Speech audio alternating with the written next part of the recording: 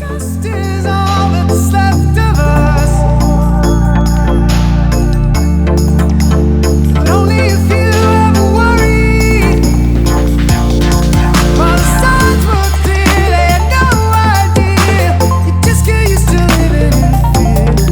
Or give up when you can't even picture your future. What's up YouTube, Evan from Epic Duel Time here. I am doing a card review for you guys on a couple cards coming up and the Duel Terminal 7B wave coming out. It's supposed to be coming out this month, as well as hopefully coming out in Hidden Arsenal 7. The two cards in question are going to be Tinplate Goldfish and Iron Call. These two cards come from the same Duel Terminal as well as are highly related in terms of their effects. Before I get to them, if you're wondering, this is the two-player Cosmo Blazer map. This was given to stores as a case topper for a Cosmo Blazer product from Konami. My local's great, and they gave me one as a thank you for helping me out a lot. So, yeah, let's get down to the cards. Tinplate Goldfish is a level 4 machine water monster, 800 attack, 2000 defense. When this card is normal summon, you can special summon one level 4 monster from your hand. Now you're probably thinking, Evan, that's just like a Blinberg, and it's really not. He's a machine, and that makes Girgigant. Girgigant is one of the most successful searchers in terms of Exceed monsters, but as well as in all of machines. He's one of the best searchers. So this is definitely a huge speed up to the plays, and then we'll talk about Iron Call. Spell card. If you control a face-up machine-type monster, target one level 4 lower machine-type monster in your graveyard and special summon that target, but its effects are negated and it's destroyed during the end phase. All that means is it's a monster reborn for a gadget, and you don't get its effect, which is fine. It doesn't really matter. So you can make some pretty cool plays with him. So I'm going to get down to the basic plays and the complex plays. So we are going to assume that the deck in question is Machina Gadget, running 9 copies of the gadget, 3 of each, along with some Machinas. The deck has amazing thinning, especially with the Goldfish. So we're going to start with a basic hand of Red Gadget and a Tinplate Goldfish. This technically works with any gadget, so don't be like, oh, it just works with red. It's all of them. So we're going to first summon our Tinplate Goldfish, special summon our Red Gadget, search out our Yellow Gadget, overlay, and we are going to make your dot. We're going to remove our Tinplate Goldfish and add it right back to our hand. You can do that. You can also search a new one from the deck. I only have one proxy for this. I didn't make a bunch of proxies, so for the sake of our video, we're just going to add it to our hand. I would personally recommend dropping the first Goldfish in the graveyard and then putting a new one in your hand, but it's up to you. It doesn't really matter. Why this play is significant is because you're still ending with basically the same hand. You've only committed one card to the loss, but you get basically a free Gigant out of it. And you lose your normal summon to a Gigant. There's nothing wrong with that. You run 9 copies of gadgets. There's not a problem. So, that's a good opener. Now, if you don't want the Goldfish, you put it in the grave. And you're going to want, if you have other machines in your hand, this is probably a better idea. You can search Gear Frame. And how that's going to set you up is that it can easily next turn into a really good play for a Fortress. Next, I want to discuss what this looks like when you add Double Summon to it. I run 3 copies of Double Summon in my gadgets. I love Double Summon. It's one of my favorite cards for slower decks like this. It really picks up their pace, especially when there are searchers involved.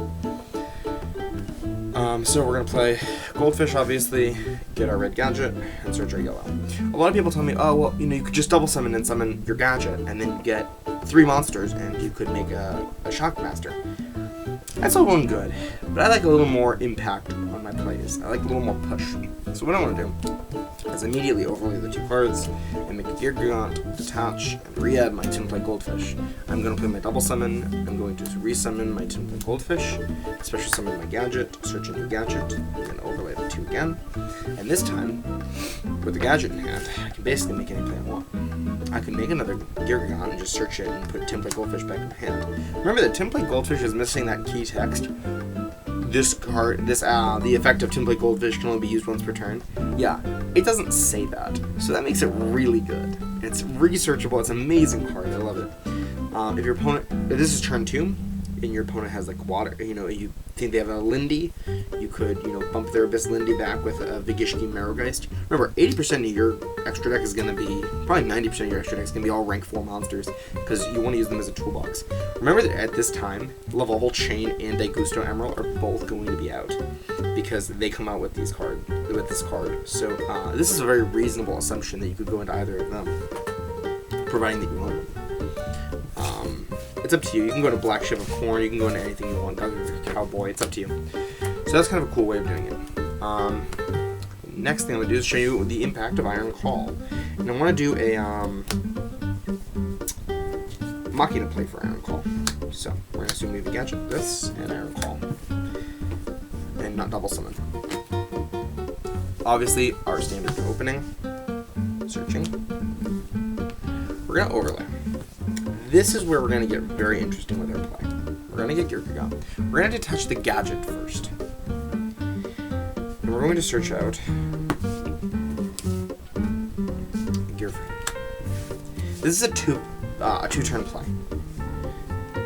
8 out of 10 times this card dies, because your opponent will deliberately find any way to kill this. And that's good for you. Next turn, you're going to normal summon your Gearframe. Search out a Fortress, out your hand. You are then going to pitch your gadget to summon and your Fortress to summon your Fortress. And you're going to play Iron Call. You're going to summon back one of your gadgets. From here, you're going to overlay into Geargiga, or any Exceed you want. I just personally say Geargiga. And here, you detach again. You can search out a gadget, you can search out a Goldfish. If you have another gadget in hand, you should absolutely search out a Goldfish and start setting up your plays. But you have 2 beaters on the field. If you really want, you can search out Cowboy. If they have a really big beater in the field, just search out Cowboy. If they've got like a Zen mains, search out Corn. Anything you want. It's really good. These plays are really good. Okay. So, I guess I wouldn't be doing you guys like honest videos if I didn't tell you how nutty Ultimate Offering is. And people say, oh well, yeah, you can go through all the gadgets in your deck. With Goldfish, you don't have to. In fact, you actually take less damage by using Goldfish. So I'm going to have a calculator out right here. It's going to tell me how many life points I'm paying when this is my hand. And I already have Ultimate Offering on the field. So this is all I have. Ultimate Offering is tricky to get out, but if you've got it, you probably have these two. Normal summon my Goldfish. This is my normal, just regular normal summon. I'm going to special summon my gadget. Search out the yellow gadget. We're going to assume that this is my last copy of Goldfish. Overlay. Geargiga. I can detach. I'm going to re-add my Goldfish back to my hand. I have the same play to do again. So I'm going to pay 500.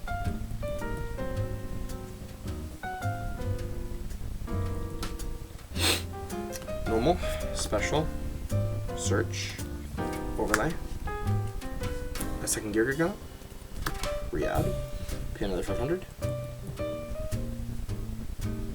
normal, special, search. You do not overlay here. This is not the place you want to overlay. You need 3 materials to get Shockmaster out. So, we're going to pay another 500 to normal our red and get our yellow. We're going to overlay all 3 monsters into our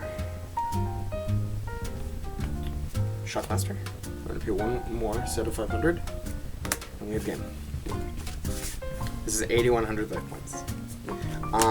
Keep in mind that yellow gadget is the weakest of all gadgets, meaning if you can do this combo with yellow, you can start on any gadget and get an OTK. Providing you have any gadget, 1 Tinplate Goldfish, and an Ultimate Offering on the field, you automatically will win, providing they don't have answers. If they have no cards on board, you want to declare monsters as your target. If they have cards on board and they haven't activated them at this point, you're going to want to declare traps. You can do basically anything off your Shockmaster. Keep in mind you will get 1 more search off of your yellow gadget. If you wish to play him for any reason, if they have like a monster or something and you want to play it, and Nixie's here. Keep in mind if you have like a bunch of gadgets engraved, you might want to just go Daigusto Emerald.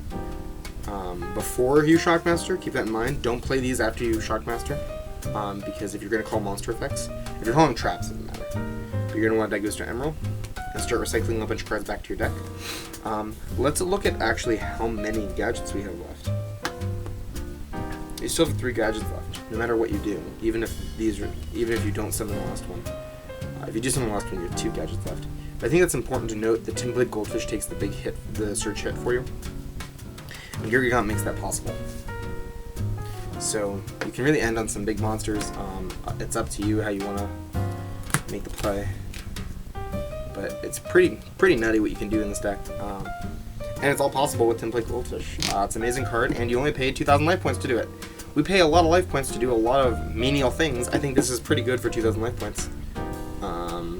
Again, if they don't have answers, they're pretty screwed. It's an amazing combo, and I can't wait to see Tinplate Goldfish come out. Alright guys, now you're going to check out a couple videos of YGOPRO. It's a Yu-Gi-Oh software. I don't like DN, so you can see this deck in action. Alright, keep dueling, America. Alright guys, so this is going to be the YGOPRO YGOPRO demonstration with the gadgets. I think I have a match here. I really don't know what I'm going to show you. Okay, so let's stop like that. Oh, awesome. Okay, so what a lot of people don't know right now in YGOPRO is that you can actually do a play-by-play. You can stop it, you can pause it, you can do it step-by-step. So it means you go through like each card and stuff. It's kind of cool, and there's a ton of options. I also opened Really Broken. That's really why I want to talk about it, because it's really broken what I opened. He's playing some sort of photon deck. The demonstration isn't to show you how well this matches up. The demonstration is really just to show you the play that you do.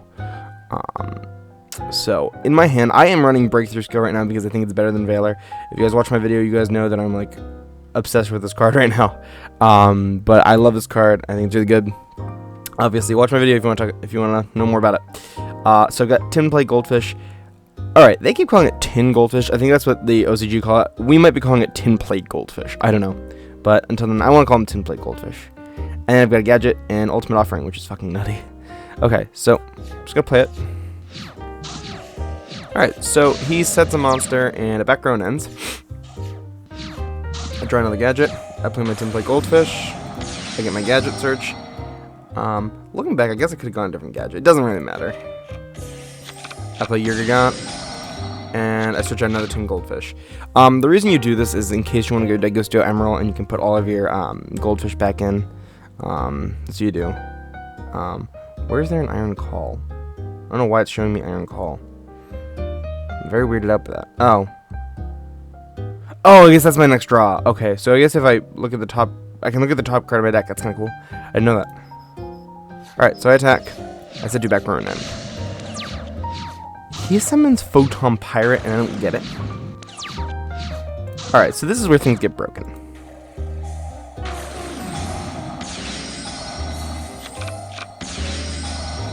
And this is the play I showed you guys.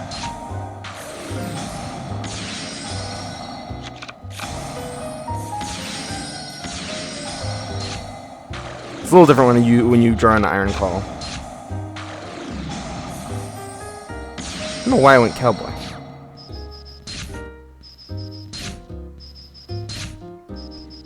Easy as that, guys. It's really, really easy. Oh, and that's right. I wanted to stop traps because I read that the back row was Mirror Force. I guess it's not anything. It wasn't anything. But, you know, you always want to play, no matter what you're playing against or who you're playing against, you want to play your best game because that gets you in good, healthy patterns for playing good games. Alright, so that was one example. Here's another one. I'll load it. Oh, this is me versus water. But like crappy water. Because you see, I guess he's playing more Atlanteans. Because you see his Aqua Jet. I don't know what he's doing. Again, this isn't real water, so this is just to show you plays. So if you look, I have a gadget and a gear frame, which is also a cool variation on this. It's a terrible play. It upsets me.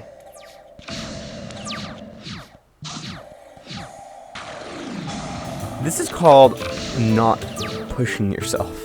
When you set two cards like this, like, don't fucking push yourself beyond your limits. Don't play a game that you know you can't come back from. Like, if I went all in and he had, like, Torrential. Fuck. You know, it's like, stuff like that. People do that all the time. Like, why I don't need to drop the fortress, because I'm not obviously going to push that much damage on him. I'm gonna hit him once, and that's it. Like, people say to me all the time when I'm playing water, they're like, why are you just summoning marksman? Don't overextend yourself. Especially when you don't need to. If you know they don't have game. And he has Lindy, too. Pisses me off. So he summons a Spine Gilman and I bottomless it. I don't know what the hell he's doing. I heavy because I don't really care about my background. Make Black Ship of Corn. This card's fucking nuts. Okay, I'm a hater of this card. I don't like it. I just don't think it's as viable as it could have been when like Zen mains was a real big thing. Like back during like plants and the early windups when like we weren't really main decking Compulse because it wasn't that great. But then like tons of Exceeds came out and we're like, oh yeah, Compulse is the shit. But this card would have been a lot better like a year ago. And I played Black Ship because it's nothing I really want to do. I don't really want to mind control a Gachi. Yes, you get the attack bonus, but then you give it back to them and it's like, oh, nothing really happened. They took damage, but I still have my field presence. So I want to nerf that, so I fucking play Black Ship. And I deal 1,000. That's kind of fun. He sets a Lindy. I thought it was a Lindy. So I mind control it. He warnings it, so I judgment it. The only reason I did that is because I had game. He wouldn't have set a monster like that if he didn't have like some sort of defense. And I read that was a bottomless actually. I didn't read that was a warning. So yeah, that's another example. And again, this deck does so many different things when it's using Tinplate Goldfish. Oh, it looks like YGOPRO's crashing. Oh yeah, so this does this all the fucking time. I really hate that about this. I hate the music. I hate the music. I hate listening to like alright, the soundtrack was cool the first time I listened to it, and then it got obnoxious every other time that I ever tried to listen to it. Alright.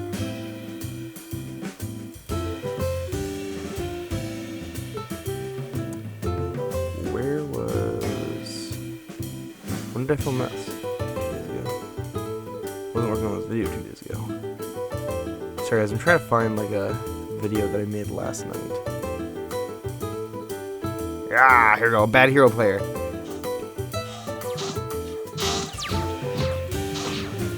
It's prophecy.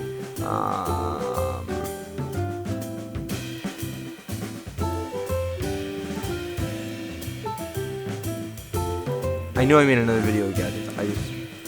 Yes, okay, here we go. Alright, this is called Bad Player. It's because he's trying to run like Noble Knights. He's not doing it particularly well. You know it's bad when they have common charity. This is not a good card, and I don't like this card. I don't think it's actually that good. I think you reduce your effectiveness of your vanillas by using it. Yes, it's draw power, but it's not that great. It's like a Battle Aura Darkness.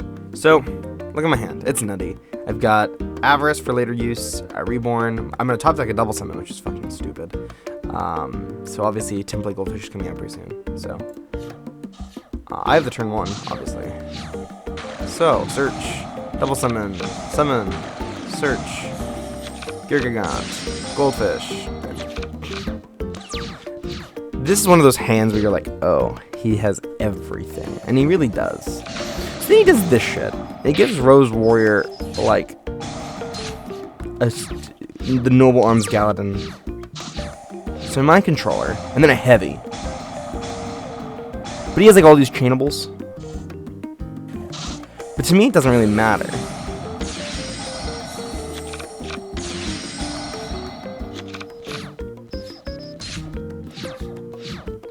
And then he draws, he's got Dark Hole, he plays Gawain, gives an equip card. If I was actually worried about this, I would have not really cared. He bottomlesses for no reason. So I Avarice. I Avarice all my stuff back, basically. Everything but one gadget. So I attack, I Lance, which reduces the sword and that. He's gonna Dark Hole. He's gonna Rose, I'm gonna bottomless it. And this is basically where it all ends.